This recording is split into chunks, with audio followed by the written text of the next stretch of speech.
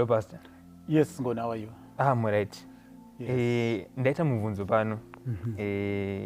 Imi wafundisi. Okay. Ne wechechi. Muri kuti izvo hanzi doro rakaipa. Doro harifaniri kumwiwa. But then Bible iro ratiri kuverenga iroro. Muna Ecclesiastes 9 verse 7.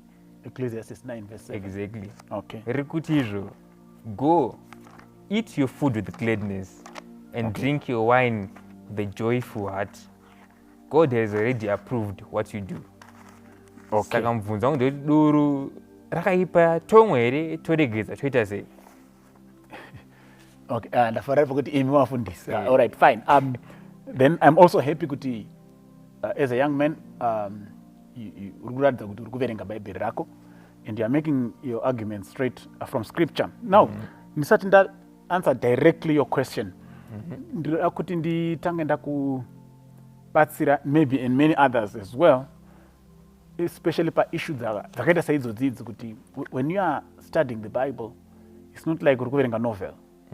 This is inspired work yakanyorwa over a long period of time nevanhu vakasiyana vaibva kumabackgrounds akasiyana, vakakurira kwakasiyana, vaita zvakasiyana, even maprofessions avanga akasiyana.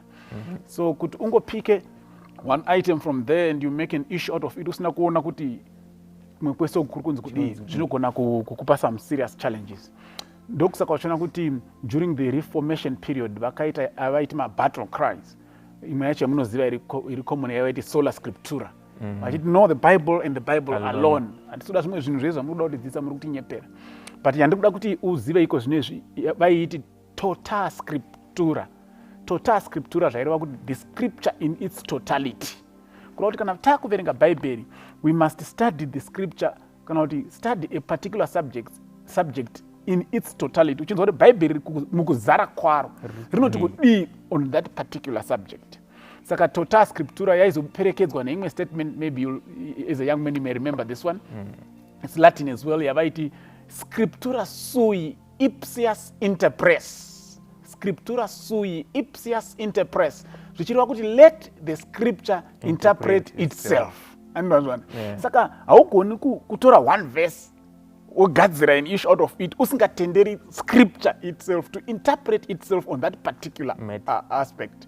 So unoona verse yawaverenga iye ndakuti come back to your verse in Ecclesiastes iri kuti imwe waini yako ufare.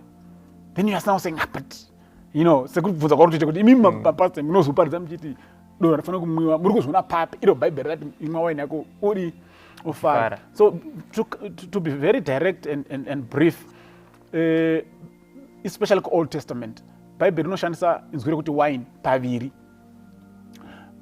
Mamazwi mairi anoshandiswa ipapo interchangeably ndi shekari na yayin. Shekari na yayin, shekari anoreva intoxicating liquor. Okay. Yayin achireva banqueting wine.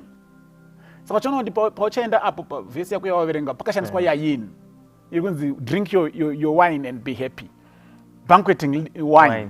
Saka wine manje paunozoenda the other word rinoshandiswa futi in Old Testament to kurova wine ndi tikroish. Inoyanzoreva kuti fresh wine.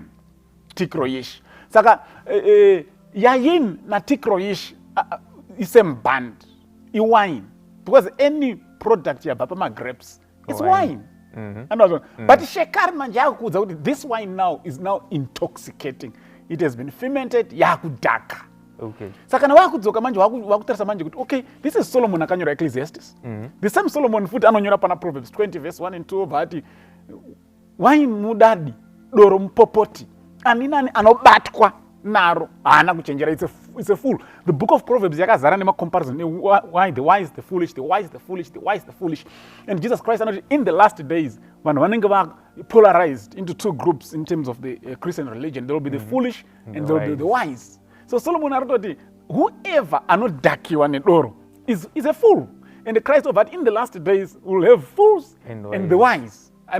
Saka the Bible in its totality now yakutonesa kuti asika pane problem yekuti ndinogona kungodhakwa nekuti Solomon akati imwa wine yako. Firstly, ndi wine ipi yakataura? Is it shekar? Is it yayin? Is it tikroish? Then finally ukazoverenga 1 Corinthians chapter 6 verse 9 and 10, Paul tries to list vanhu vanospecify kuti ava vaendi kudenga. And one of those anobva drunkards andozvona kuti vanomwa wine inodhaka iri intoxicating they won't go to hell. All right. Yes. Otherwise fresh juice inonzi wine, fresh grape juice inonzi wine. As long as it's intoxicating, you can drink it. Okay. And be happy. Yeah. Thank you, Pastor. I think I clarify. No, you're welcome. Any other time, any other question, please feel free. I'm always available. Thank you. Okay.